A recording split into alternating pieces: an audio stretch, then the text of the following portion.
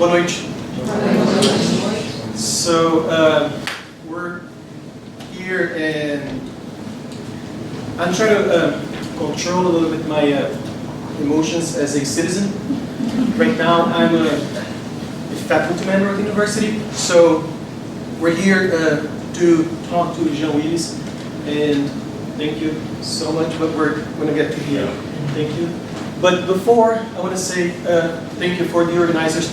Defend Democracy in Brazil, thank you for bringing Jean Willis here, for giving the chance for us to sit down and talk. And ILAS, the Instituto Latin American Studies here at Columbia University, Gustavo Zenha, who also initiated the conversations. Our department, where we are right now, known as Casas Planica, it's the Latin American Culture Department here at the university for the undergrad courses.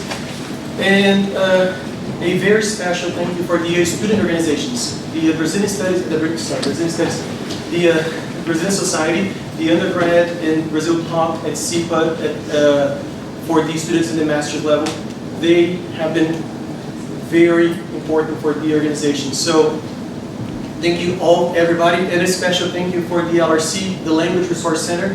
They're recording the talk, and it's going to be online tomorrow, or maybe once we finish the subtitling. So it's going to be available at the Columbia website, so you can send to your friends and colleagues about these the conversation.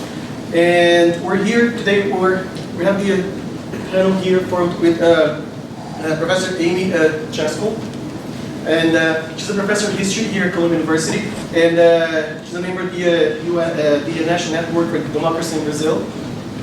And with Ilion Troia, an actor and translator, and an expat living in New York for 30 years, and who has worked with the Living Theater, Julian Pack, and Judith and Malina since 1971 in Brazil, Europe, and the United States. And having faced the 1964-88 military regime, and having lived in voluntary exile ever since, he's a current member of Defend Democracy in Brazil, of the U.S. Network for Democracy in Brazil, and of the USA Free Lula Committee, the New York chapter. And myself here, João, I'm a faculty member, and here at Columbia I teach Portuguese, and for the undergrad students, Brazilian culture and language. But I'm also here as a citizen, as a Brazilian, and for that I have just prepared a 4-minute presentation, which is my way to honor Jean Willis' presence here and say thank you for being here. And so, as you all know, the past elections in Brazil, a common topic of conversation, it was how the country was divided or polarized. So, and the conversations were breaking apart friendships, lovers breaking up, and other very dramatic situations, as in any excellent telenovela that we grew up watching. But that's not so funny, because during the conversations in Brazil, I was lucky, because I was one of the very few that I could claim that I was fine, and I was not having fights in my family or anything. Not because we're better or more civilized, but because, to me, and I feel like I'm lucky, and I make this claim here, that nobody in my family voted for the current president. So it was, yes, it was a moment of relief going back home. But my reflection about this point is that what brought us together as a family, it was not just an accident. It was what I've been calling a lot, and my students know that, what I call a privilege. I grew up in a white middle-class family in São Paulo, a family who has benefited from the racial and social privilege in the country, a position that allowed us not to feel directly affected by the political turmoil. But even though a lot of people with similar backgrounds, they claimed a destructive decline of our class consumption power, life was different, things were not the same in the country. Dissatisfaction grew among middle-class families in Brazil, especially in São Paulo and Rio de Janeiro, our two major cities. And for once, we had to face what we were hiding. We had to face the middle class. We were not the elite. We're just part of this mechanism that maintains a very small group of people in power, and we're just part of this. So, and since inequality in Brazil, for those who are not, is so high, unlike many European countries, and I'm not mentioning the US on purpose, because of inequality, white middle class in places like São Paulo, and I reinforce the white racial category here, felt as if you were part of the elite. The Lula years made us face the racial inequalities in our country that we had insisted, and we still insist, in not talking about. We mask as racial democracy, miscegenation, and other lies that we like to tell ourselves, or the others, in order to maintain this perverse status quo in the country. So even though Brazil is one of the most violent countries in the world, one can feel lucky to not face violence on a daily basis. You have the privilege of not seeing violence. It depends on where you're born, because the inequality also creates geographic inequality. And the polarization that they were talking about in the election is not new. It's just that we're finally, after centuries, we have to talk about it. Inequality was knocking at our doors, the middle class. But during the same elections, I heard more than once from LGBTQ people, friends, that they would vote for the current president because they needed change, or because they were tired, because they wanted something different. And the question, that was not only my question, but a lot of people, is how does a gay man vote for a person who rather have his son dead than gay? His words, and I'm quoting his words. And what makes them make their choice is, again, privilege. It's privilege that makes us pass as straight, that gives us the choice of walking the streets freely with no concerns. So urban gay men and women, they had the privilege of choosing a person who had spent the past decades trying to undermine their own existence. So it is interesting to see that a lot of those people are actually in the closet. And I think we have many reasons to be in the closet, and they're all valid. Homophobia, fear, but there's also something that keeps us in the closet. And I apologize for repeating the word privilege, which is the choice of being in the closet, because we have that choice in places like São Paulo. And I'm talking about São Paulo because I'm from São Paulo. And so it's a chance that allows me, so this opportunity that I use here, that allows me to speak here, that brought me here, it's not because I'm a hard worker or because, no, it's a series of events in my life that allowed me to come here and speak. But it's not just that. What keeps me here is actually people like Jean Willis. And this is the moment that I'm sorry, because people like Jean Willis keeps me alive. He protects me in the way that he faces the others, where I can sit behind here, give a talk, lectures.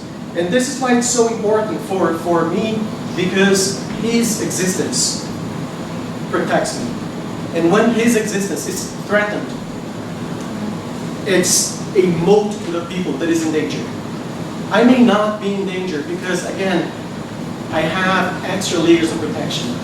But Jean Willis keeps me alive, and Jean Willis keeps us protected, because he's putting his face in the front so that I can walk. If the two of us are walking the streets, he's going to be in the front and I'm going to be in the back, because he has the courage of being in the front. He is courage. And having him here is just one more moment that I have to face my privilege and how I'm a coward in the sense that I let this privilege keep me here at Columbia University. So it is, I have no words to express how important you have the chance to listen to Jean Willis here, because of what we represent to our country and to society and to the LGBTQ and other minorities in not only in Latin America, but in the world. And I'm sorry, I'm done. Thank you so much. Thank you so much.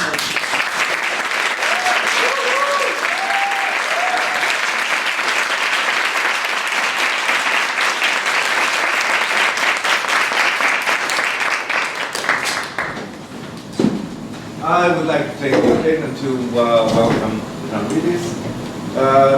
In 2016, when we first had pleasure to be with him, he was here, a free man, and now he is an exile from death threats and what catastrophes we have been facing in Brazil ever since the detention of President Dilma. And we as DDB, Defend Democracy in Brazil, have started as a small group of friends who were enraged about that situation and very much wanting to voice out what our solidarity with Brazilian people. We have been doing all kinds of things that are possible to do, such as protests in the streets, through the media, hosting Brazilians who come to the United States and helping with the struggle that we are all facing. Thank you very much for being here. Can't wait to hear you.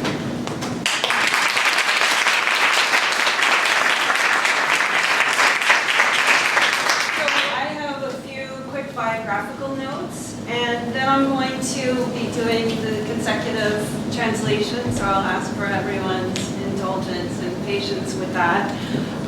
So João Willis de Matos Santos, otherwise known as João Willis, is originally from Alagoinhas, Bahia, but served as a federal congressman from Rio de Janeiro, representing the Party of Socialism and Freedom, o PSOL. He completed a degree in journalism at the Federal University of Bahia, and he originally became famous as the first openly gay participant of the reality show Brazilian Big Brother, as most people here probably know, where he was the 5th season's finalist. In 2010, he was elected to Congress. Willis was re-elected in 2014 with 145,000 votes, the 7th highest ranking among the 46 congressional representatives elected from the state of Rio. In March of 2018, he was among the many public figures who denounced the political assassination of Marielle Franco, an Afro-Brazilian city councilwoman from Rio de Janeiro who was a close friend and member of his political party. Death threats against him increased after these public denunciations. In October of 2018, Willis was elected to a 3rd term in Congress. However, after the election of Jair Bolsonaro later that month, who had carried out a systematic, aggressive, and homophobic campaign against Willis when they both served in the Chamber of Deputies, and given a marked increase in credible death threats against him, he decided not to assume his office and instead went into exile in Europe and is traveling around here in the United States as well. Willis has a history of involvement in movements for social justice in Brazil, first as a youth activist in the progressive wing of the Brazilian Catholic Church, and later as a partner of the LBGT, Black and Women's movements in Brazil. As a federal congressman, he was one of the most visible national figures in the fight against homophobia, intolerance, and religious fundamentalism, the discrimination against Afro-Brazilian religions, slave labor, and the sexual exploitation of children and adolescents, and violence against women. He has also served as an adjunct professor in various institutions, and he's the author of 4 books, and he, in 2015, was chosen by The Economist as one of the 50 world diversity figures. So, a Renaissance man, and I really can't tell you, echoing what my colleagues have said, how honored and pleased that you took the time to come here amongst your many travels, and I think it's important that you know how much support and solidarity and admiration there is for you here. So thank you again.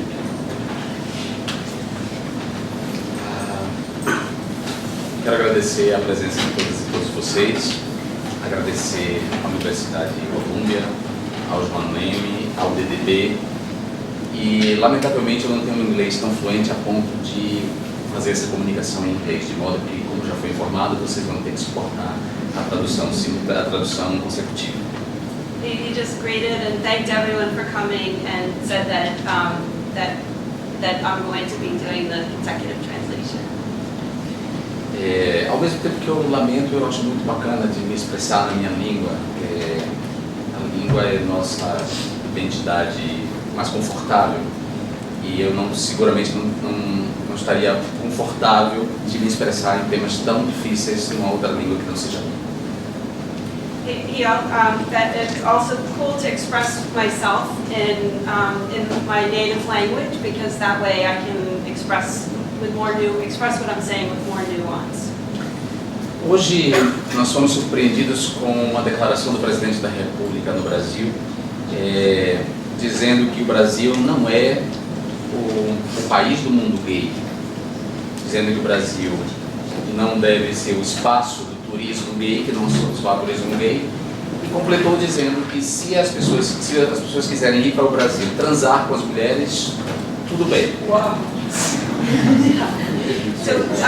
Sim, se quiserem ir para o Brasil transar com mulher, tudo bem, porque temos família lá, não é para turismo gay. Today there was a declaration made by the president that Brazil should not be a gay country. It should not be a destination for gay tourism, and that if people want to come and have sex with women, that's perfectly fine. Antes dessa declaração, o presidente vetou um vídeo do Banco do Brasil dirigido à diversidade do povo brasileiro. Era uma campanha que buscava convidar para ser cliente do banco o povo brasileiro a partir da sua diversidade de gênero, de orientação sexual e também étnica. Before the release of this declaration, the government also released the video, kind of a propaganda video from the Banco do Brasil, Brazil's national bank, lauding Brazil's demographic diversity, its gender diversity, its ethnic diversity, and so on.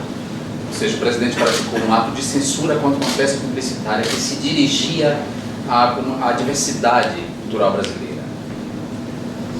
So he pointed to the fact that Brazil, as part of its propaganda, was actually pointing to the diversity of Brazil.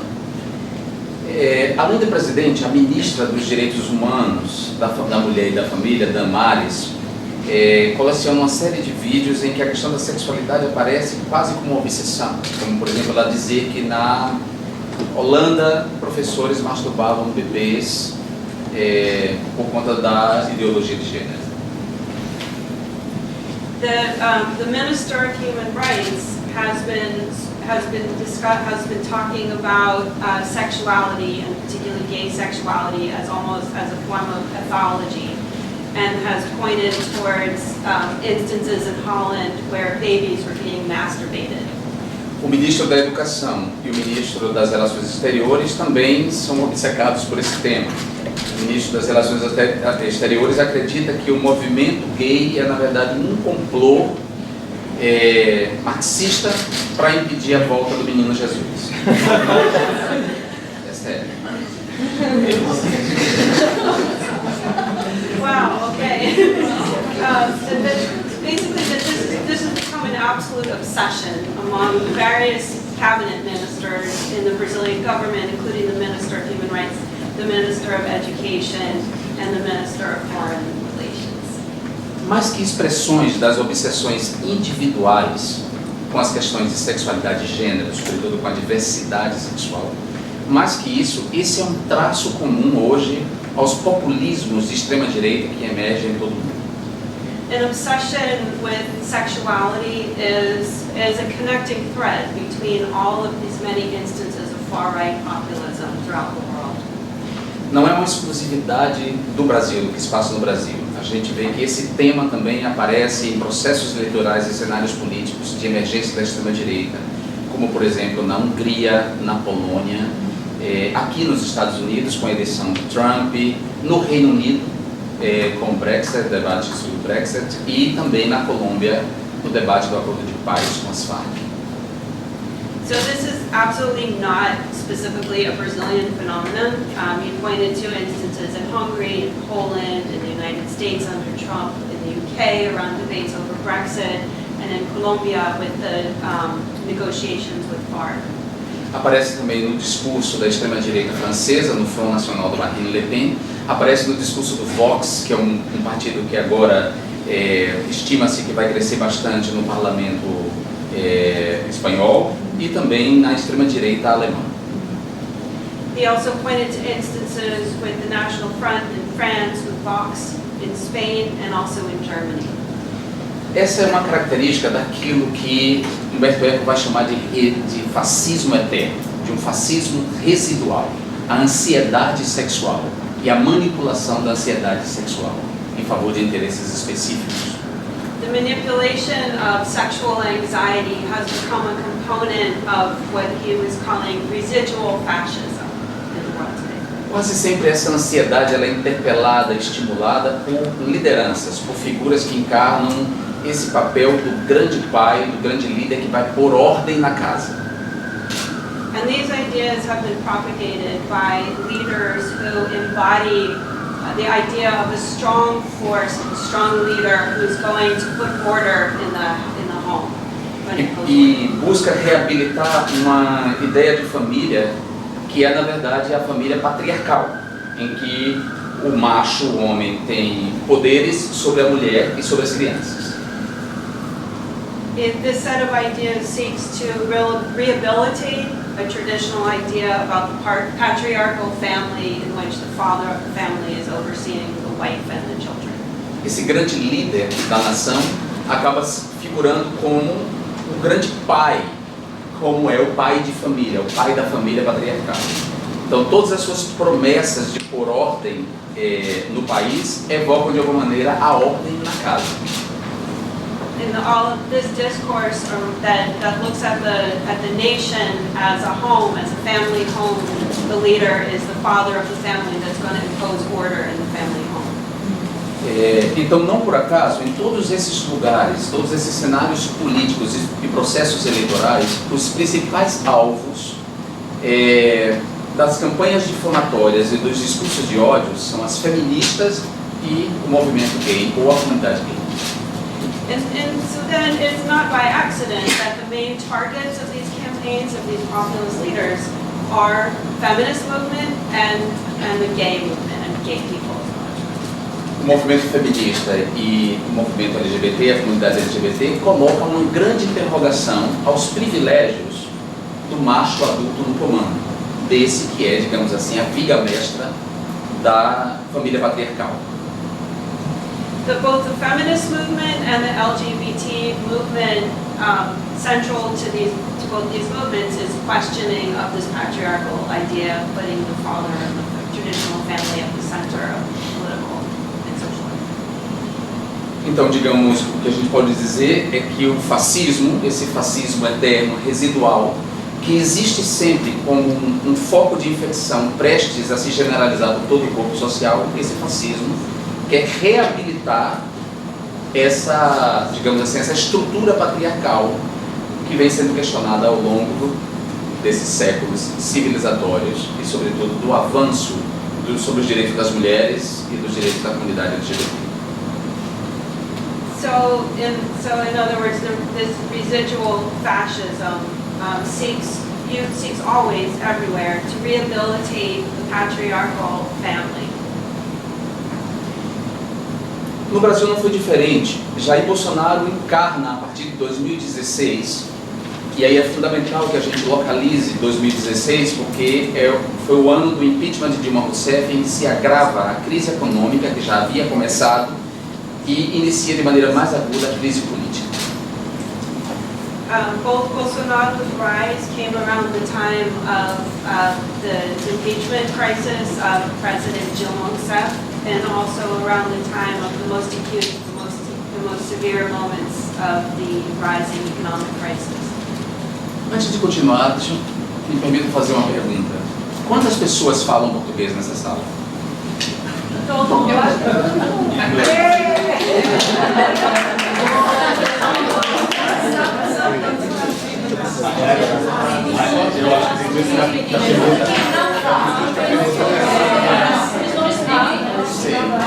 Quantas pessoas não falam português?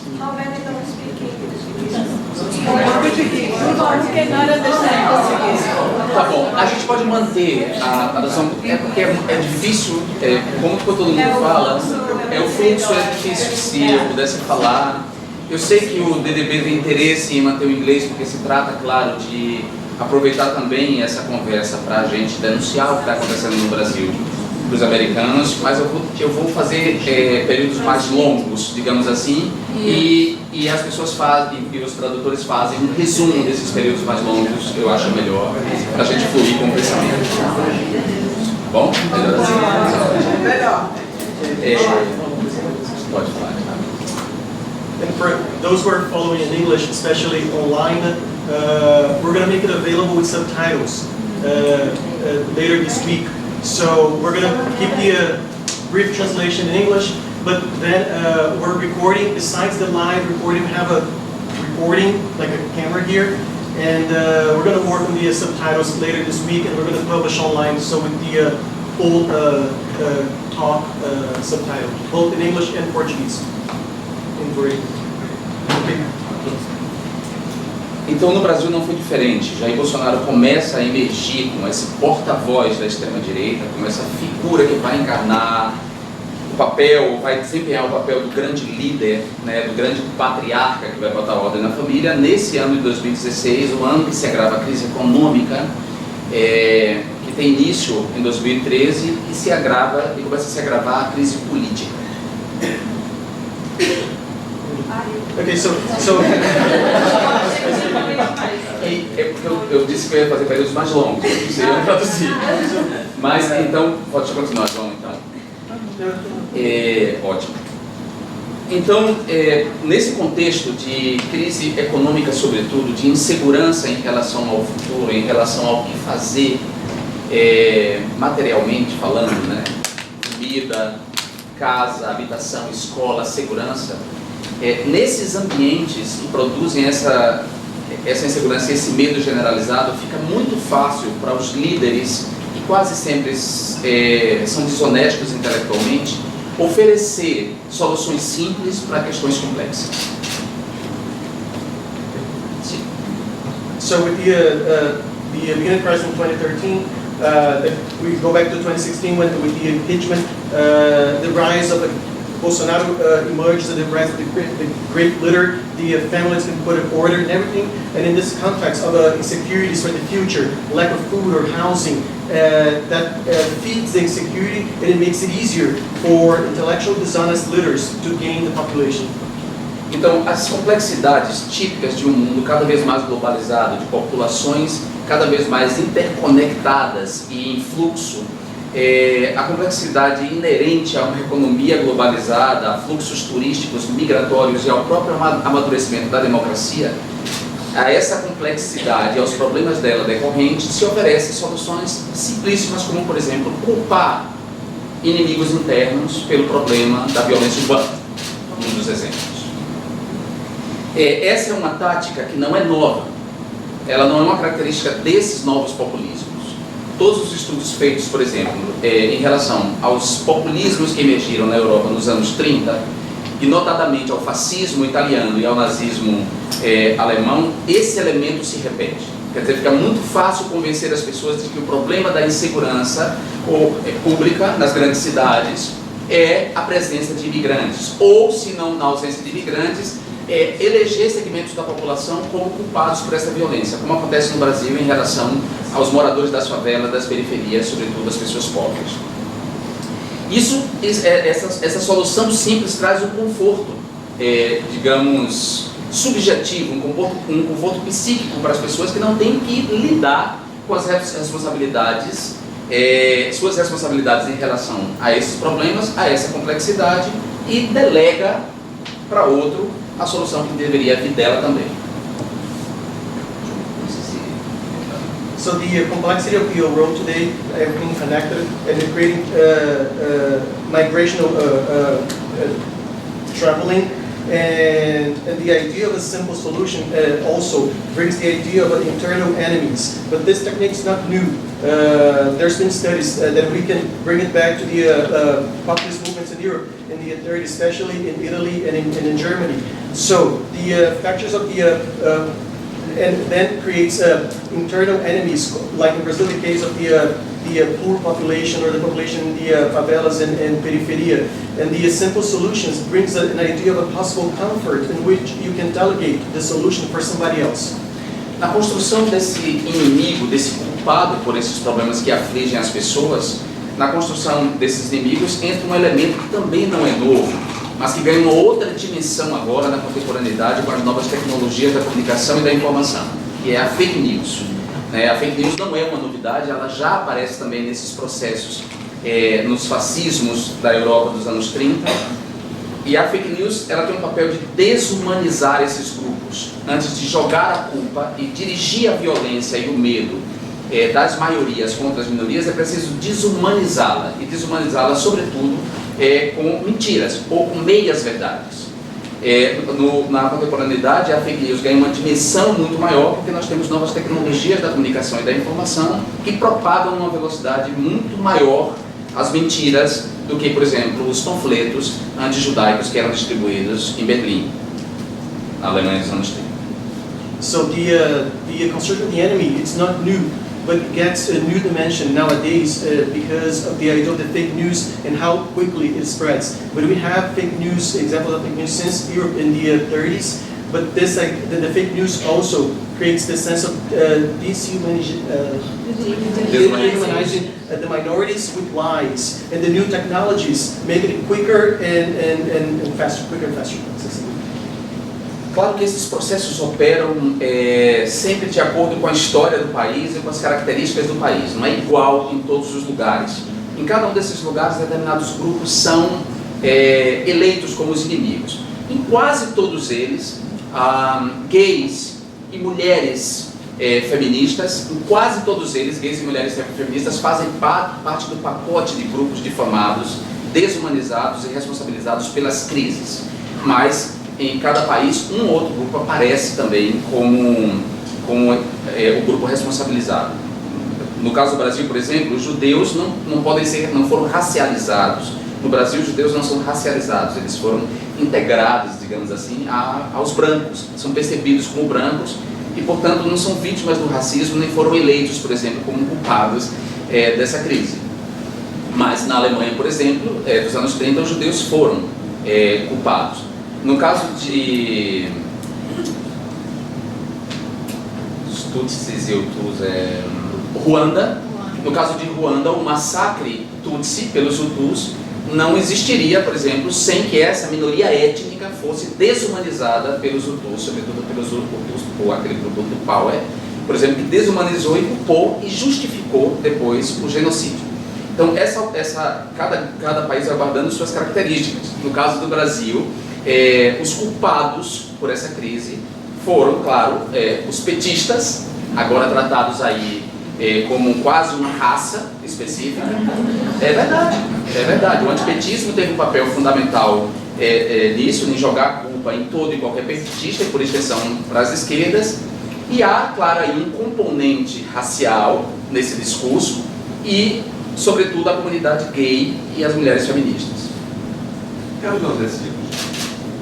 Bem menos, mas a gente nas perguntas eu posso responder sobre isso. So, but he says that according each country has its own way of dealing with the differences, and so in each country elects their own enemies. So, but in most countries, the gay community and the feminists are guilty for the crisis. But there are also other groups, and he says that in Brazil, for example, the Jewish people were not racialized. They were not guilty of any crisis unlike in Germany. And he also used the example of Rwanda, which a ethnic minority was dehumanized in order for the other minority to gain power. So it brings back to each country finding its own ways of dealing with the guilt. And in Brazil, and he brings back to Brazil talking about the petistas, the party, Lula's party, has almost been racialized as the guilt bringing to all the left too, along with the gay community and the feminists and women.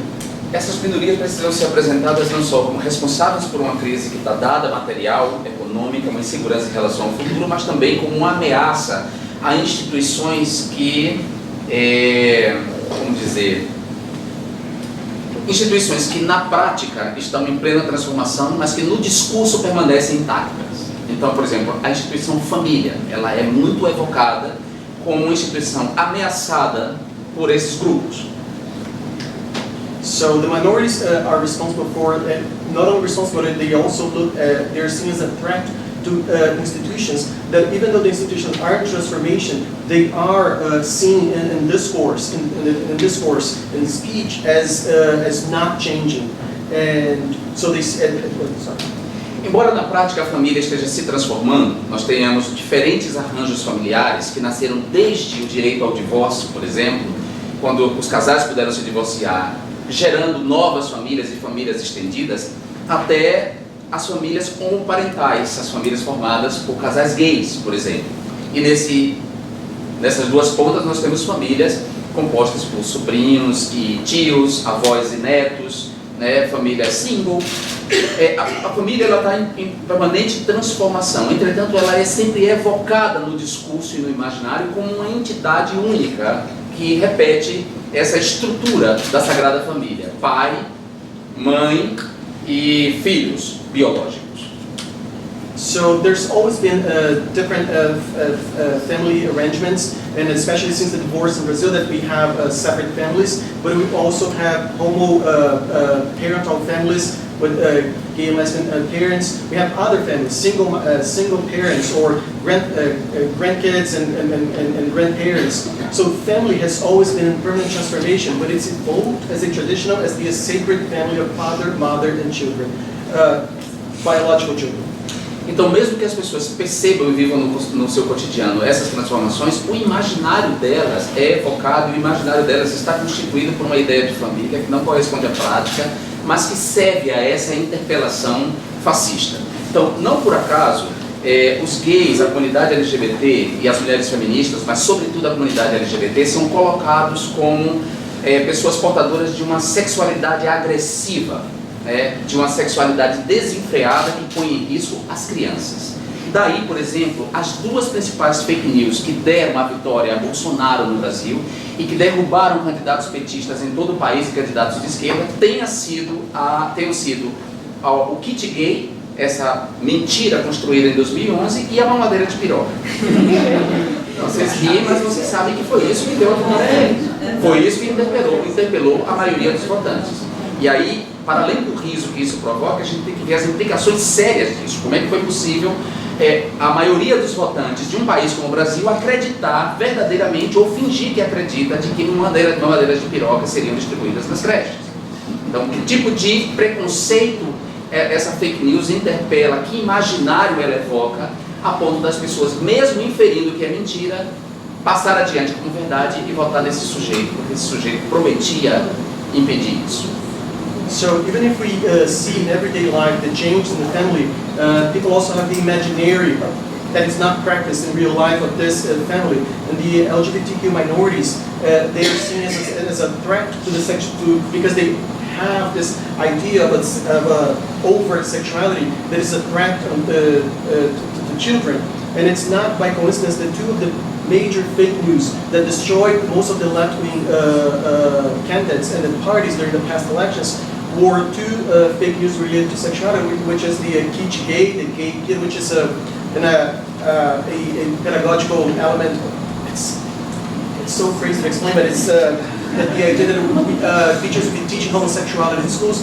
And the second one, thank you, which is Baby bottom. Baby bottle, the idea of a baby bottle, and you can check online and say, I have a baby bottle with a tiny penis on top, so where the kid can actually drink milk through the tiny plastic penis. So, but even though people do not believe, they propagate the fake news, and more than laughing at this crazy idea, we also need to understand why this idea is propagated, why do people believe or not believe, and if they don't believe, why do they keep promoting the fake news?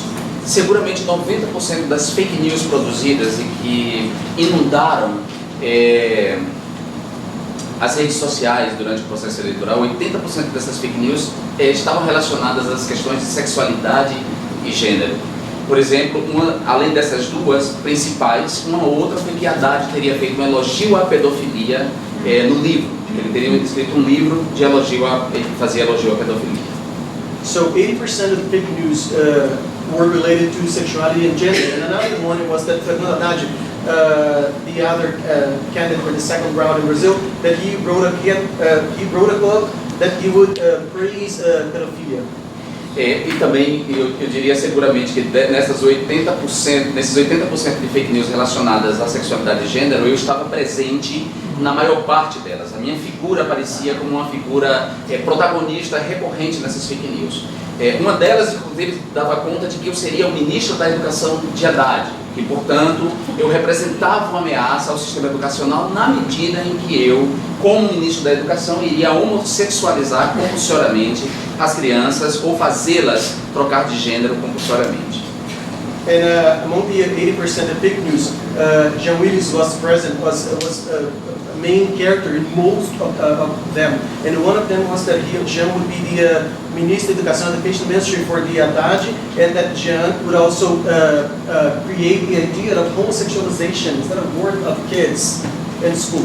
E apesar dessa mentira específica sobre o livro que Haddad escreveu, quem mais sofria da dupla de candidatos ali, candidato à presidência e vice-presidente, quem mais sofria os efeitos da fake news, quem mais era alvo das fake news, era Manuela Haddad. Então, percebam muito bem como é que as fake news se movem e como o fascismo se move na interpelação daquilo que está profundamente arraigado nas subjetividades das pessoas, aquilo que as pessoas sequer sabem que tem, ou que estão inconscientes nela no sentido lacaniano, psicanalítico do termo. O ódio à liberação sexual das mulheres, o ódio ao movimento aos gays, à conquista da cidadania e da estima pelos gays. As fake news buscavam interpelar justamente isso, e por isso Manuela, na dupla, era mais alvo do que Haddad, e eu estava presente na maior parte dessas fake news. So the fake news move at the same time that fascism moves along with fake news, and it works in people's unconscious in a psychological way that brings our own inner questioning and hate. So hate towards women and women's liberation, and hate towards the gay liberation. And that's why the person who suffered the most was Manuela Haddad. Manuela Haddad was the vice... Manuela Dávila. She was the vice president for Fernando Haddad's candidacy. E essas fake news produzem uma espécie de mudança na percepção da realidade. Intervém na maneira como as pessoas percebem a realidade, e me parece que tem uma dimensão aí, eu vou me dedicar a isso no doutorado, mas tem uma dimensão de renúncia voluntária de boa parte das pessoas à verdade dos fatos, em nome dos preconceitos e em nome do medo que elas concebem. So the fake news might change people's perception of reality, and that's what he's going to be studying his PhD, that there's a voluntary renouncing of facts in the name, in the sake of appropriating their own hate, their own beliefs. A homofobia, antes de ser uma violência contra a população LGBT, que tem múltiplas expressões, desde o insulto até o assassinato, antes de ser esse conjunto de violências, a homofobia é uma poderosa vigilante das fronteiras de gênero. Não há homofobia sem sexismo. E por isso um homem hétero, sensível, que goste de coisas ou tenha afinidade com coisas que a sociedade relaciona com o gênero feminino, pode ser vítima de homofobia. Então, um homem que não goste de futebol, um homem que não goste, que goste de telenovela, que chore com romances, um homem que se aproxime desse conjunto, desse universo, desse conjunto de performances e símbolos atribuídos socialmente ao sexo biológico masculino, ele pode sofrer homofobia. E por isso mesmo acontece com uma mulher que, embora não seja homossexual, não seja lésbica, não goste de mulher, ela também pode ser vítima da homofobia se ela se apropriar de uma performance de gênero que a sociedade atribui ao sexo masculino. Então, a homofobia é uma poderosa vigilante das fronteiras de gênero, e a homofobia é uma unanimidade.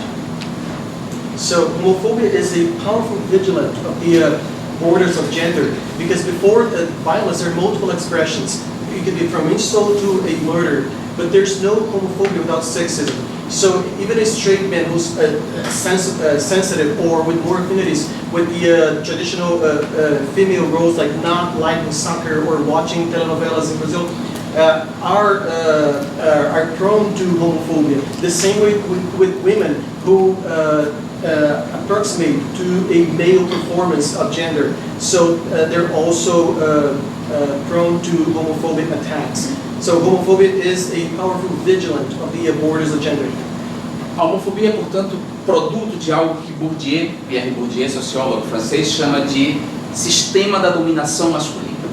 Nós somos socializados num processo e somos tornados sujeitos, subjetividade, nós tornamos quem nós somos, essas pessoas que somos e que percebemos que somos, num sistema que coloca a heterossexualidade como um destino, como justo, bom e normal, e a cisgeneridade também como algo natural. E aí, cis, para a gente entender, é diferente de trans. Cis é tudo que está dentro da identidade do limite. Por isso que a gente fala em Cisjordânia, República Cisplatina, porque o cis é tudo que está dentro da identidade, o trans é tudo que vai além. Então, a sociedade da dominação masculina, que é fundada, digamos assim, nas religiões monoteístas, as religiões abraâmicas, as religiões do livro, que tem Abraão como grande profeta, na sequência o judaísmo, o cristianismo e o islamismo, né? Essa sociedade, ela nos transforma, ela faz com que a gente introjete essas noções de que a heterossexualidade é um destino, a cisgeneridade é um destino, portanto tudo que não é isso passa a ser um desvio. E a gente cria então aversão, ojeriza, desde muito cedo, a esses modos de vida e a essas pessoas. Inclusive nós, os próprios homossexuais e pessoas transgêneras, porque somos educados, somos socializados no mesmo processo. A gente não é socializado num processo diferente. So homophobia is part of the what Bourdieu calls a male-dominated system.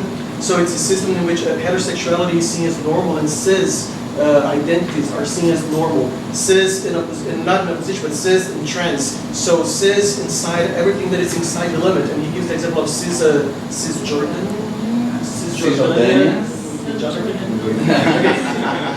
Or and then he talks about the religions which Abraham is the prophet. That we introject the idea that heterosexuality is destiny, and that creates an aversion to the non-normal, which is everything that is not heterosexual and cis. Então a homofobia é esse elemento onipresente que está na classe A, está na classe C, está à esquerda, está à direita, está no centro. A homofobia é essa grande unanimidade, e a homofobia está inconsciente na maioria das pessoas. O mais desconstruído do heterossexual, sobretudo do homem heterossexual, as mulheres, justamente por ocupar uma posição subalterna nessa sociedade da dominação masculina, são mais sensíveis, digamos assim, à violência homofóbica, mas o mais desconstruído dos homens héteros de esquerda não gostaria de ter um filho gay. E ainda que diga, para parecer bem na fita, a verdade é que quando ele tem um filho, todas as suas expectativas se repousam na ideia de que aquele filho vai ser uma pessoa heterossexual, vai ser um homem hétero, vai ao futebol com ele. E, inclusive, as performances de gênero vão sendo definidas desde muito cedo na vida dessa pessoa. Ele vai definindo, apesar de ser desconstruído, vai definindo muito cedo, quando ele escolhe azul, carro, bola, arma para essa pessoa. Às vezes não, muitas vezes quebra-se a cara e tem-se um filho gay, como eu, ou um filho trans. A questão é que, sendo essa unanimidade, a homofobia pode ser mais facilmente interpelada. E por isso ela, nesses processos eleitorais no mundo inteiro, nesses diferentes cenários políticos, ela aparece como um carro-chefe do discurso da extrema-direita. So homophobia is a constant to the left, to the right, to the center, in every instance of a life. And women are more sensitive to homophobia. And even the most deconstructed straight men, left-wing straight men, would not like to have a gay son. So the expectations of performance and gender are defined very early on, and you'd like to have the kid to take the soccer, to perform the genders, and many times they have a gay son like me too. And so o empreendimento de purificação racial, ele pode ser mascarado, ele nunca é dito abertamente, ele é sempre mascarado por um discurso religioso, quer dizer, não estamos nos dirigindo necessariamente aos árabes, mas sim ao terrorismo islâmico. Na verdade, o racismo pode ser mascarado dessa maneira e é quase sempre mascarado. Nenhum dos racistas brasileiros, muito menos o presidente da República, vai dizer abertamente que defende o extermínio da juventude negra e pobre que está em curso de fato.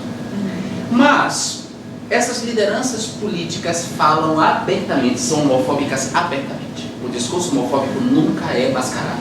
O empreendimento de purificação sexual está em curso e as pessoas não temem dizer isso publicamente. So the racism, the racial component is masked. So we don't say an Arab, but we say the Islamic terrorist. And so no racist person in Brazil is going to say that they defend the extermination of the black youth in the country. But they are openly homophobic. They don't hide their homophobia. Por esse motivo, a minha morte passou a ser considerado algo tão natural e desejável que uma desembargadora do Rio de Janeiro, Marília Castro Neves, defendeu abertamente a minha execução profilática, para usar a palavra que ela utilizou, a minha execução profilática num grupo de magistrados. As pessoas passaram a tratar a minha morte como algo desejável nos espaços onde eu ia, durante a campanha e fora da campanha. E as ameaças de morte se intensificaram ao ponto de que eu tive que deixar o país e não assumir o novo mandato para o qual eu fui eleito. Porque eu encarnava essa figura, encarnava essa figura do grande mal que ameaça o passado glorioso, construído pelo discurso fascista, as tradições gloriosas que pertencem a esse passado e instituições que, embora estejam mudando na cabeça deles, estão imutáveis, como a família. E a defesa da minha honra, a defesa da minha imagem, ela nunca foi tomada como algo a ser feito, nem mesmo pelos meus pares. Os meus pares do meu partido, mas os meus pares da esquerda, de uma maneira geral. E isso não foi feito porque em algum lugar das pessoas de esquerda, em algum lugar das suas subjetividades, das suas almas, pulsa o mesmo mal que nas pessoas de direita, ou de extrema direita. O problema é que as pessoas de extrema direita não têm que publicamente parecer diferentes. Elas podem expressar a sua homofobia de maneira mais clara e desbragada, ao contrário das pessoas de esquerda. Então as pessoas de esquerda, elas fingiam que não estava acontecendo o que estava acontecendo comigo, quando não aproveitavam, por exemplo, aproveitavam outras situações para vazar o mesmo ódio homofóbico contra mim e me difamar igualmente. Então, por exemplo, quando eu fiz a visita a Israel, a convite da Universidade Hebraica, e eu visitei antes diferentes universidades no mundo, inclusive universidades americanas, esse país beligerante, bélico, né? Esse país marcado por uma política internacional que é imperialista. Antes de viajar para Israel, eu tinha ido para diferentes universidades, mas quando eu estive em Israel, tornou-se um problema. E tornou-se um problema porque se tratava da minha pessoa, porque antes de mim esteve lá Lula esteve Paulo Abrão e outras tantas pessoas que não despertaram na esquerda esse ódio que a minha presença despertou. E nenhum deles desencadeou ataques tão abjetos em relação à minha sexualidade, e nenhum deles a presença desencadeou esse ataque. Então, eu só estou dizendo isso não para criticar a esquerda da qual eu faço parte, que bom, porque a esquerda está sempre aberta a melhorar. A esquerda ainda é um espaço em que a gente pode se rever os nossos preconceitos e incluir cada vez mais. Mas eu estou dizendo isso para mostrar para vocês o quanto a homofobia é ubíqua e o quanto ela pode ser interpelada, e ela vem sendo o carro-chefe desses processos em que a extrema-direita emerge no mundo. Okay, so that's why his that becomes wishful. So that including a judge, the Supreme Court would defend her words prophylactic execution. So the death threats against Jean Willis intensified after the election, because he incarnates the great evil that would destroy institutions that were always changing, but they insisted on the idea that it was not changing. So there was not even a place for defense of his honor, not even by his peers in the left. So, and he thinks that somewhere in their souls, the same evil that the right-wing fascist imposes, and it's homophobia. So, and they pretend that nothing was happening against Jean Willis. So it's the same homophobic hate. So, and he gives an example when he visited Israel, that he had visited many other universities before, even here in the US, and when he visited Israel, it was a problem, and even worse than any other person who had visited Israel before, and the attacks against his sexuality were so abject. So he's not here to criticize the left, because the left is still the place that we can review our prejudice and review our points of view, but just to say how homophobia is present in every stance of life. Minha presença no parlamento, a minha chegada ao parlamento, representava uma rasura nesse imaginário. Eu estava saindo do lugar que historicamente os gays são colocados para ir reivindicar um acesso igualitário aos direitos no parlamento, no espaço de poder. Isso não poderia ser tolerado por esse imaginário homofóbico e sexista. Isso também acontece com as mulheres, mas nós já avançamos um pouco mais em relação às mulheres. Nós temos uma bancada hoje de quase 70 mulheres, talvez quase isso, o que ainda é muito pouco se a gente pensar nos 513 deputados, e muito pouco se a gente pensar que a maior parte da população brasileira é composta de mulheres. Mas, de qualquer forma, já há um avanço nesse sentido. No caso da comunidade gay, e sobretudo dos gays orgulhosos da sua sexualidade, assumidos e com orgulho, a representação é muito baixa. Então eu era o único parlamentar. Então vocês podem imaginar o quanto ódio eu despertava em pessoas que não sabiam sequer que tinham esse ódio. Mas eu despertava porque elas estavam acostumadas a ver gays em outros espaços, não nesses espaços de poder. So his presence in Parliament changes a lot of the imaginary of people, because he was there to ask for changes in gay rights for the LGBT community, and then they have to face their homophobia that was part of their imaginary, but then it became real because there was a real presence of a gay man in Parliament. And women, to some extent, also, but there's been some advancement for women, which is not a lot, but nowadays there are 70 women and 500 congressmen, and for a proud gay member, a gay person, to be part of there, he was the only one. And then a lot of hate showed up, and people that didn't even show that they had so much hate against LGBTQ people. Ocupar esse espaço de poder e fazer essa reivindicação de uma igualdade radical fez com que a percepção em relação a mim mudasse muito de quando eu venci o Big Brother Brasil em 2005 até quando eu saí do Brasil em 2018 por conta das ameaças de morte. Nesse período de tempo, muita coisa mudou. O Brasil de 2005 era o Brasil da era Lula, do gráfico, da curva ascendente da era Lula. Uma era marcada por um populismo, mas por um populismo em que a figura do pai é a figura do pai amoroso, não do pai castrador.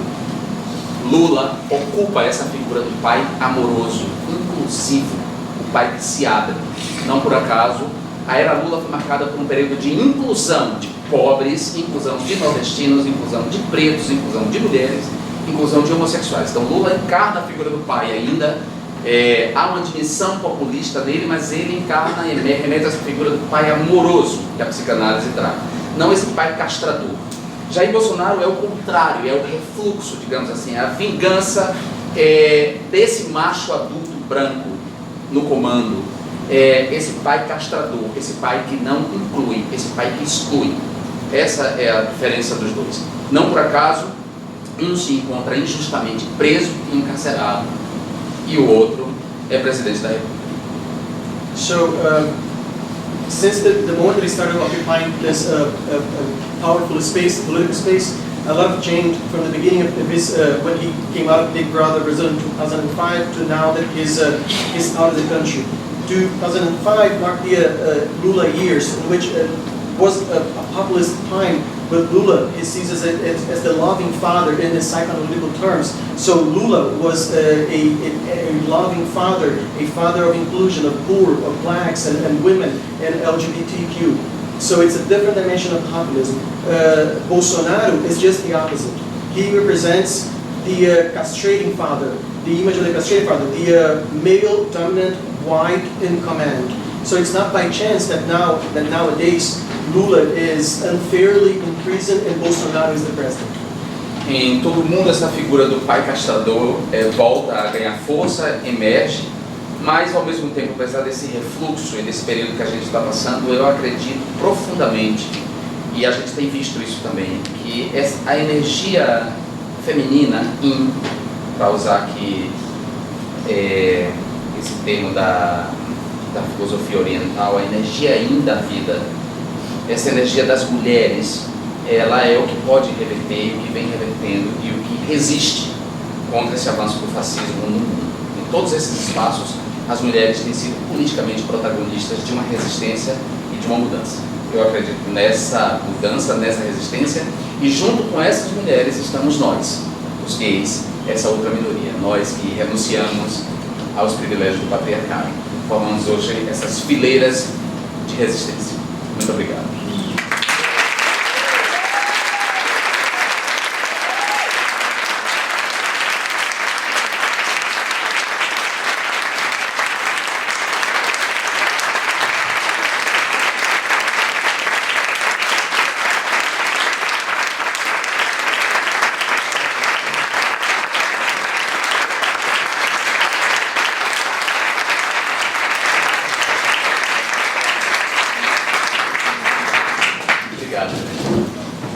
Eu sou pisciano, ainda fico sem graça.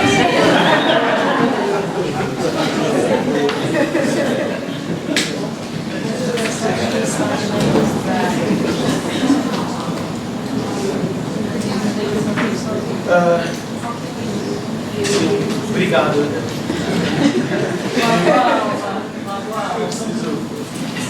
Eu vou fazer um pequeno registro, assim, 4 artistas que estão aqui, além, 5 na verdade, se eu contar com Ilion. A Natália, que é atriz, o Fernando Alves Pinto, que é ator, o Éder, que é artista plástico, a Maria Paula, que é atriz. Eu faço uma referência a essas pessoas porque a gente nunca viveu um ataque tão deliberado, tão aberto, tão covarde ao campo da cultura no Brasil. Nunca houve os artistas nunca foram tão criminalizados quanto agora. Então eu quero uma salva de palmas para essas pessoas que também...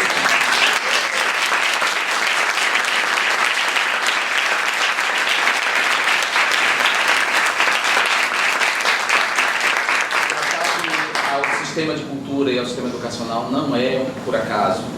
Tem a ver com o ataque aos 2 sistemas que podem ampliar subjetividades, podem ampliar repertórios culturais, imaginários. Então, só as artes podem ampliar imaginários, nos colocar em contato com emoções que a gente não consegue dar nome.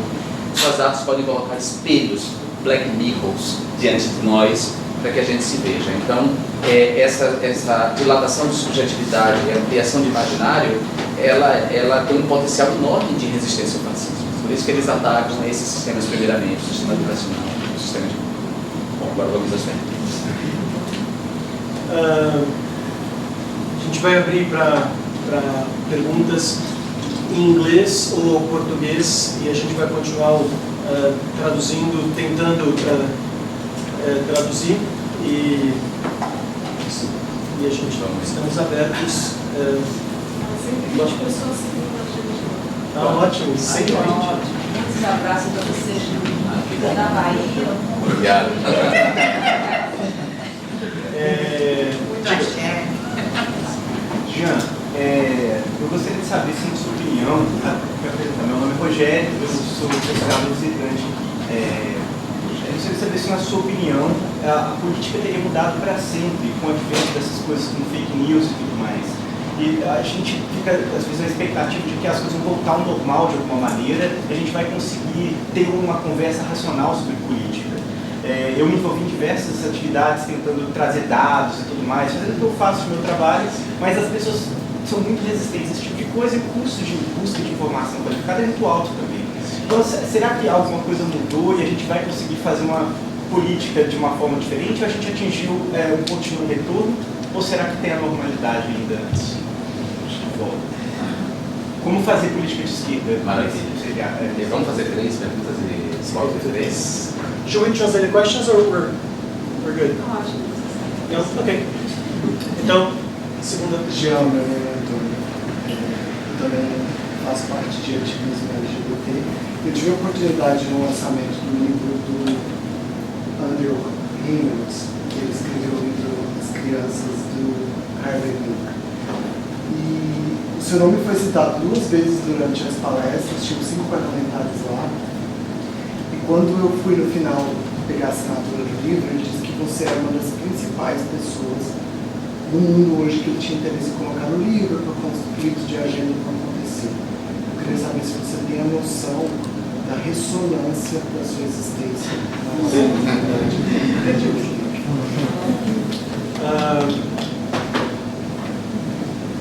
Mais alguém? A pergunta é sobre congresso, acho que tem a ver com a política de esquerda. Qual progresso é possível no parlamento hoje, em termos de política pública, de liberdades civis? E qual é o futuro dos seus projetos de lei? Bom, eu vou publicar um livro em julho, meu novo livro, meu 5º livro,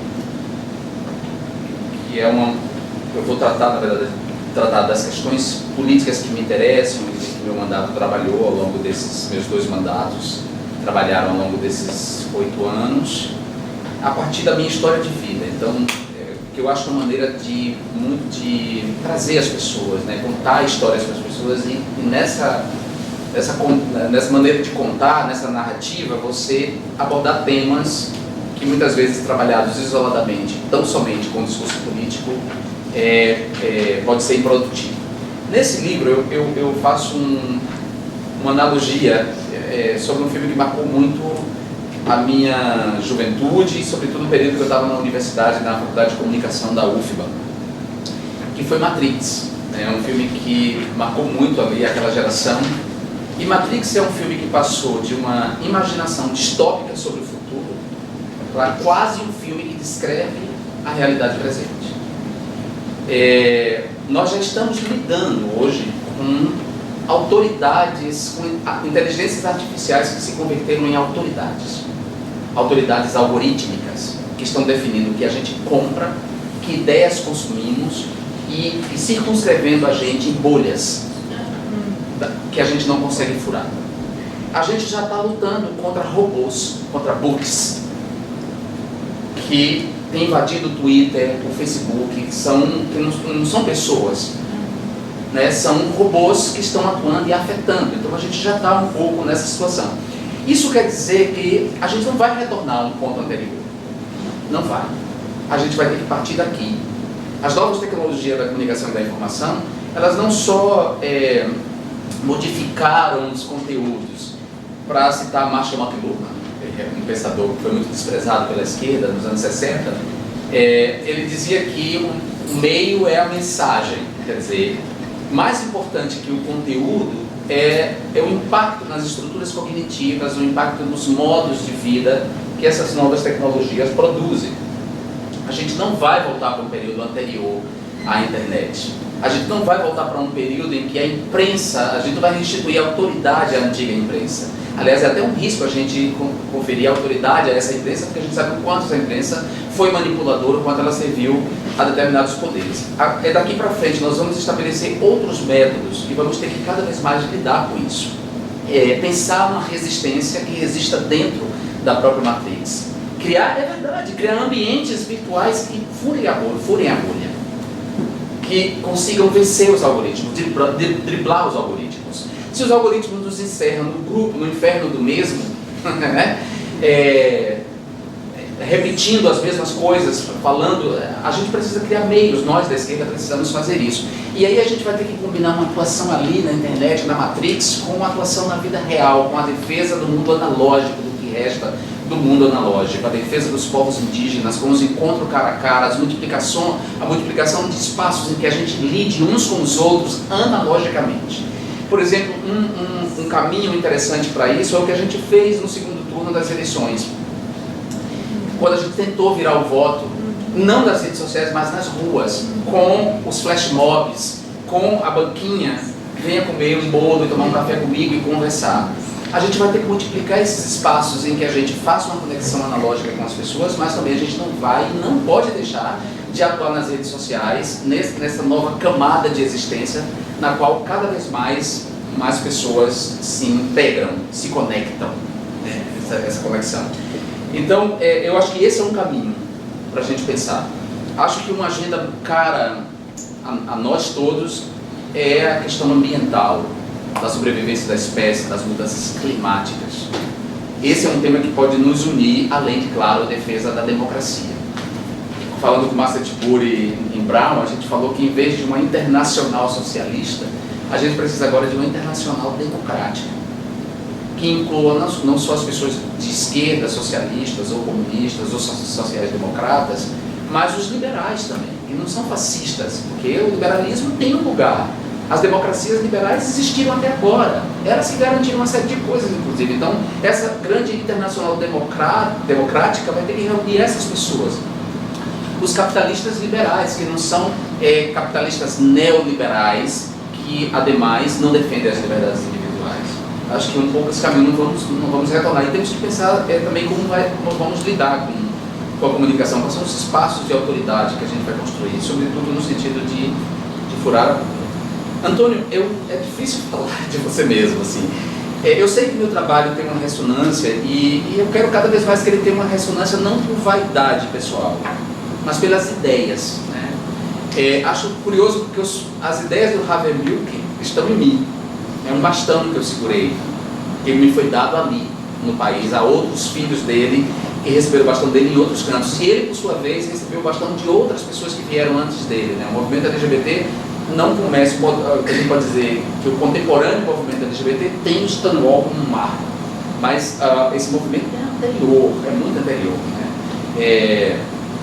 A gente pode pensar, incluindo como parte desse movimento, os uranistas, por exemplo, todos os médicos que se engajaram na despatologização da homossexualidade, ou mesmo na patologização da homossexualidade como forma de desresponsabilizar a pessoa do pecado. Quer dizer, um movimento grande e de muito tempo. Eu fico feliz de que as minhas ideias reelaboradas, pensadas, porque quando você recebe o bastão, você não é obrigado a entregar ele exatamente como você pegou, você pode reelaborar nesse meio caminho e tal. Eu fico feliz de que a maneira como eu reelaborei, não só do ponto de vista do pensamento, mas da praxis política, né, dos projetos de lei elaborados, das políticas públicas pensadas, tem uma ressonância no mundo e as pessoas estejam prestando atenção. Aliás, isso foi muito importante para quando eu saí, né? Assim, a rede de proteção que se criou em torno da minha pessoa fora foi surpreendente para mim e eu fiquei muito feliz, né? Saber que não está sozinho. Os meus projetos de lei, eu acredito que a bancada só vai representá-los. O David Miranda assumiu a minha vaga assim, como suplente. O David é um homem gay em condições muito diferentes da minha. O David é casado com um homem muito rico e poderoso e com relações muito poderosas aqui nos Estados Unidos, que é o Glenn Greenwald, que recebeu o Pulitzer, que é um dos prêmios mais importantes do mundo. Então o David tem digamos assim, essas costas quentes, que de alguma maneira dão uma segurança para ele que eu não tinha. Eu sou um cara que não pertence às capitanias hereditárias do Brasil, que não pertence às oligarquias políticas, não tenho parentes políticos. Eu venho do interior da Bahia, de uma família muito simples, filho de um homem negro, pintor de automóveis, com uma mulher branca empregada doméstica. A primeira pessoa a entrar na universidade da minha família fui eu. Então são condições muito diferentes. Ele tem uma origem pobre também, mas ele casou-se com um homem rico, ele é casado, ele tem filhos de adoção, então ele de alguma maneira encarna um papel muito menos ameaçador do que eu encarnava. Porque também, ademais, não ficava só, meu mandato nunca foi um mandato só para a comunidade LGBT, ele nunca pensou a comunidade LGBT numa abstração. Para mim, as pessoas LGBT sempre foram posicionadas também a partir da sua classe social, também a partir da sua cor de pele, também a partir da sua religião. Então, por isso eu me engajei não só nessa luta pelos direitos da comunidade LGBT, mas também numa luta pela erradicação da pobreza, numa luta contra a injustiça social, numa luta pelo sistema de cotas, por exemplo, né? Como uma política afirmativa de inclusão da população negra. Eu sempre me engajei na luta antirracista, presidi a CPI do extermínio da juventude negra e pobre no Brasil. Essas políticas sempre me interessaram e talvez por isso mesmo eu fui tão odiado, porque se eu tivesse ficado nessa abstração em torno da comunidade LGBT, se eu não tivesse me engajado em lutas que questionam profundamente a desigualdade no país, eu talvez não fosse tão odiado como eu sou. Acho que esses projetos terão uma continuidade através do mandato do David, os que dizem respeito à comunidade LGBT especificamente, mas os outros, por exemplo, que indexa o salário mínimo pela inflação, que foi um projeto meu que foi apresentado agora, foi apresentado pela bancada como um todo. É importante dizer que eu saí do Brasil porque de fato a vida ficou inviável para mim, por conta das ameaças de morte, que tinham múltiplas fontes, e por causa do processo difamatório que tornava todos os espaços perigosos para mim. Além disso, o fato de eu ser um homem gay permitia que as pessoas me matassem e, ao fim e ao cabo, tirassem a conotação política desse assassinato, responsabilizassem a mim mesmo pela minha morte e me difamassem, ao fim e ao cabo, através da minha morte. Era muito fácil fazer isso. E isso foi compreendido muito claramente, inclusive pela Comissão Interamericana de Direitos Humanos da OEA. Então, por isso, eu saí, para manter a minha vida, a minha integridade, poder me dedicar a essas causas que eu não poderia lá dentro.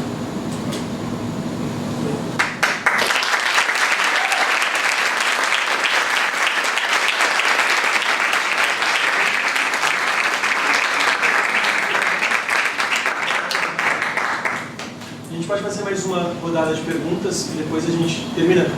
Diga. Não muito política, mas pessoal, de preocupação. Você conseguiu o status de asilo, você está com uma situação estável, Começou. tem alguma coisa de... Tem alguma forma que podemos ajudar? Meu nome é Toy. Tem alguma forma de poder ajudar? Porque eu sei também que muitas pessoas em condições de asilo, às vezes, né, tem uma condição difícil de começar a ter uma renda e coisas desse tipo. Então, se tem alguma coisa que a gente pode fazer para ajudar. Obrigado. Meu nome é Bia, eu queria saber se você acha que, se não tivesse ocorrido o assassinato da Marielle, você teria conseguido se manter numa posição de segurança e continuar seu mandato. Obrigada. Jean, eu quero fazer uma pergunta mais da política atual do Brasil, da situação do Brasil. Né? Eu queria saber a sua opinião.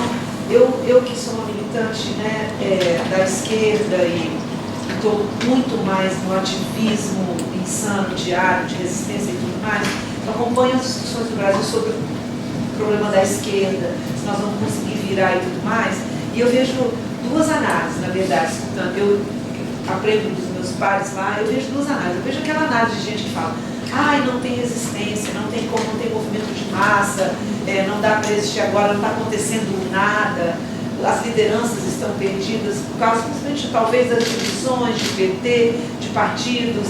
Muita gente acusa que a CUT não está fazendo nada e tudo. E também eu encontro muito com gente que, como eu, está na resistência, muita gente do PSOL, do movimento negro, o Belchior veio agora, que não vê assim, que vê que não, que está tendo sim muita resistência, que está tendo movimentação popular, principalmente por parte da MST, desses movimentos.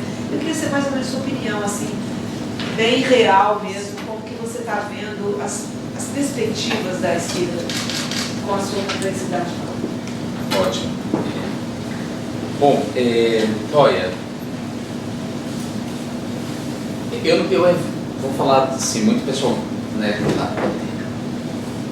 Eu evito, quando eu acordo, pensar que eu não posso voltar para o Brasil. Quando o pensamento me vem, eu afasto, porque cada vez que eu penso, um buraco se abre aqui e eu começo a chorar. Como eu disse, a minha mãe é uma mulher muito simples do interior. E quando eu fui para Lagoinhas para falar para eles que eu iria deixar o país, ela expressou a preocupação de não me ver mais antes dela morrer. A gente não sabe quanto vai durar essa noite. Não é uma coisa fácil. Há pessoas no Brasil que me acusam ou de covardia, de que eu fugi da luta, e é muito fácil você falar dos outros quando não é você que está, né, na reta, quando não é sua família que está na reta, ou acho que eu estou vivendo um sonho dourado, como se o exílio fosse uma longa viagem de férias. Não é, eu não tenho nada de concreto ainda, assim, eu tenho promessas do financiamento do meu doutorado por duas instituições que ainda estão para ser definidas, aquela que for menos burocrática, que oferecer ajuda primeiro, é a que eu vou tocar. Então, tem uma instituição, uma fundação liberal, que é o Open Society Foundation, e uma instituição que é mais de esquerda, socialista, que é a Rosa Luxemburgo. Ambas estão interessadas na minha experiência, no que eu vivi, no que eu produzi em termos de pensamento sobre as fake news e no estudo que eu vou fazer. Então, essa é a minha, digamos, segurança. Acho que a ajuda que vocês podem me dar é justamente esse calor humano, de se reunir comigo, de convidar, da gente partilhar esses espaços, de partilhar esse saber. Então, agradeço muito sua gentileza, sua solidariedade. E agradeço a essas instituições, sobretudo a Open Society Foundation, que foi a primeira, digamos assim, a oferecer mesmo ajuda, e acredito que vai se acertar, e meus estudos serão financiados por ela, e vai me dar segurança aqui. Porque eu sou uma pessoa honesta, eu era um deputado honesto, eu sou uma pessoa honesta, eu não tenho grana mesmo, eu era rimo de família e sou rimo de família. Então eu preciso de uma fonte de renda aqui, certo? E eu não falo, por exemplo, inglês fluentemente ao ponto de me desenvolver em profissões para as quais eu me formei, como jornalismo, por exemplo, ou mesmo dar aula. Eu faço conferências em pós-graduação onde há tradução simultânea, onde as pessoas falam a minha língua. Então eu agradeço muito a ajuda e a ajuda dessa instituição e também da Rosa Luxemburgo. Bia, o assassinato de Marielle foi um divisor de águas na história do Brasil, na história da esquerda, na história nossa, nas nossas histórias, na minha história, por exemplo. O assassinato de Marielle foi o ponto alto do esgarçamento de uma democracia que não existe mais. E o assassinato dela assim, transformou radicalmente a minha vida. A partir do assassinato dela, eu passei a andar com uma escolta que antes eu não andava. O assassinato dela deixou claro que as ameaças não ficariam só nas ameaças. Você entendeu? E ao mesmo tempo, o assassinato dela era uma revanche sobre uma série de transformações que estavam em curso no país e que ela encarnava tão bem. O empoderamento das mulheres, o empoderamento da população negra. A Marielle era fruto das políticas afirmativas, a Marielle era fruto da mobilidade social da era Lula, a Marielle era fruto do movimento das mulheres de uma maneira geral, de ocupação dos espaços. A Marielle representava a chegada na arena pública do feminismo negro, certo? Como uma voz. Marielle representava também a voz da comunidade sexo-diversa, porque embora não fosse a bandeira dela e ela estivesse num processo de outing, de saída do armário, ela também representava essa diversidade. O assassinato dela foi uma interrupção desse país que poderia ter sido, desse país que estava sendo, desse país que de alguma maneira foi construído pela Nova República. O Fernando Henrique Cardoso em parte, mas sobretudo pelo Lula. Por isso que eu acho que o assassinato dela é gravíssimo, mas é também grave a prisão do Lula. E a defesa da democracia implica hoje, a restituição da democracia plena no Brasil implica em descobrir quem mandou matar Marielle e puni-los, mas também libertar o Lula dessa prisão injusta.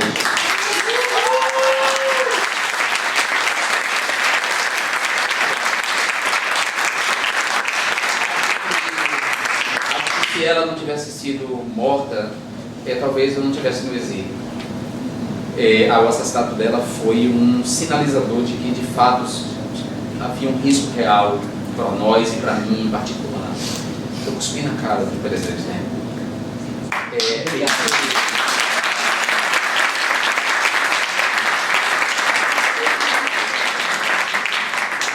Isso me torna muito vulnerável, porque há pessoas, há bolsonaristas, militantes, assim, que acham que é preciso uma resposta a isso, é preciso que eu seja punido de alguma maneira pela ousadia de ter cuspido na cara daquele sujeito naquele dia em que ele elogiou um fascista ou de que ele elogiou um torturador. Há pessoas que não me perdoam por isso e que estão dispostas a tudo para vingar, digamos assim, a figura do Bolsonaro. Então, se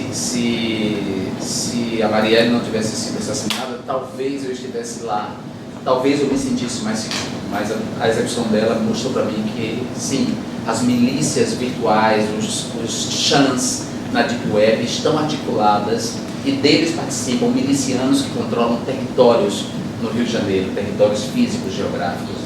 Há uma articulação, a extrema-direita, ela tem, no Brasil, a extrema-direita no Brasil, ela tem essa mistura de fanatismo religioso, fanatismo cristão, de insegurança, ansiedade sexual dos machos que se sentem ameaçados, por sua masculinidade ameaçada pelo movimento feminista, pelo conquista de direito por parte das mulheres, se sente ameaçada pela comunidade LGBT e pelos direitos gays, e é composta também de criminosos que estão organizados mesmo em milícias, como acontece no Rio de Janeiro e em outros estados, né? Tudo isso compõe hoje a extrema-direita no Brasil. Não por acaso há relações ainda não esclarecidas, ainda em investigação, entre a família do presidente e milicianos, né?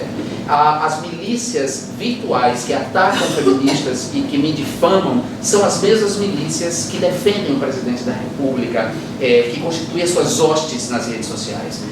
Não há uma investigação profunda e conclusa sobre o assassinato de Marielle que não investigue o processo difamatório, o processo difamatório da figura da Marielle. Não vai estar concluso. Uma investigação vai ter que ver todas essas dimensões, de quem executou, dos sicários que executaram, de quem contratou e de quem imediatamente, poucas horas depois do assassinato, estava difamando ela nas redes sociais. É a mesma gente, é o mesmo grupo, é a mesma extrema-direita. É isso. Se não tivesse rolado o assassinato dela, talvez eu estivesse lá ainda, na Resistência. E aí, Miriam, é difícil dizer assim, quais são os caminhos dessa resistência no Brasil. Eu acho que o caminho da resistência vai passar por um diálogo amplo dos diferentes partidos de esquerda, dos diferentes movimentos sociais. Há uma resistência histórica de grupos que sempre estiveram na reta. A comunidade gay, que sempre foi vítima de uma violência homofóbica, os pretos e pretas da periferia, para os quais a democracia nunca existiu, né? Nas favelas, nas periferias, a polícia metia o pé na porta sem mandado judicial. Quantas pessoas estão presas em prisões provisórias que já venceram, mas que continuam presas porque não têm acesso a um advogado público? Não há defensorias públicas em todos os municípios do Brasil. Ou seja, já há os indígenas, os sem terra, ou seja, para todos nós, a democracia era uma coisa no horizonte. E a gente já estava na resistência. Então, há essa resistência histórica e há uma resistência nova que busca se articular com essa resistência e que tem que se articular. Quer dizer, não haverá resistência dos partidos de esquerda se ela não se articular com uma resistência profunda que já ocorre nesses espaços. Sem ouvir nós. Aliás, se nós fôssemos ouvidos, talvez o Tito Cujo não fosse presidente da República. Eu disse algumas vezes e vou repetir aqui sobre a síndrome de Cassandra. Eu avisei. Eu disse que ele poderia ser, que havia uma possibilidade concreta dele ser. E as pessoas basicamente, elas não diziam com essas palavras, mas era quase isso. Como nunca é a economia, calha a boca, vá tratar de direitos humanos, que você fala bem, mas você não entende nada de eleição nem de economia, é a economia que define as eleições. Essa eleição vai ser ou PSDB ou PT, como sempre.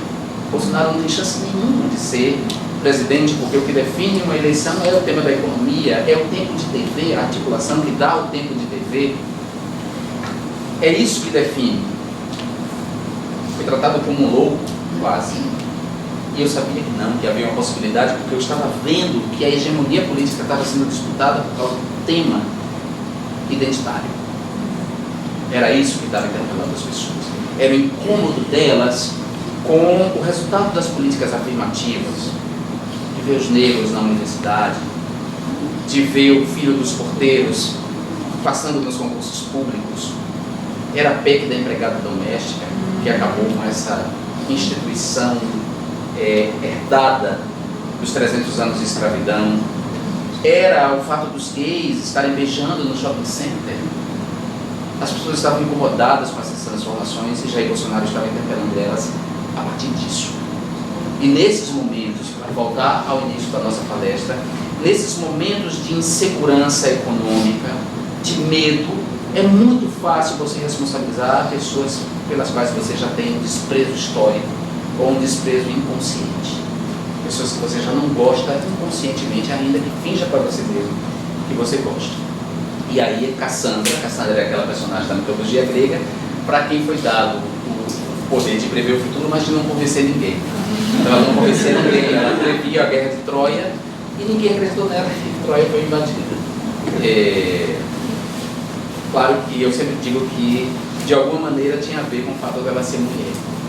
Numa sociedade da dominação masculina, a palavra das mulheres não é muito ouvida, inclusive das mulheres vítimas de violência doméstica. O mesmo acontece com a palavra de um homem gay. Não é muito ouvido. Apesar de eu ser essa figura que tem ressonância internacional, com o reconhecimento da The Economist como uma das 50 pessoas no mundo que defendem a diversidade, apesar de tudo isso, entre os meus pares, minha voz não era uma voz autorizada, afinal de contas, são os homens brancos que entendem de economia e entendem de política, na cabeça deles. Quero agradecer muito o espaço, quero agradecer a vocês.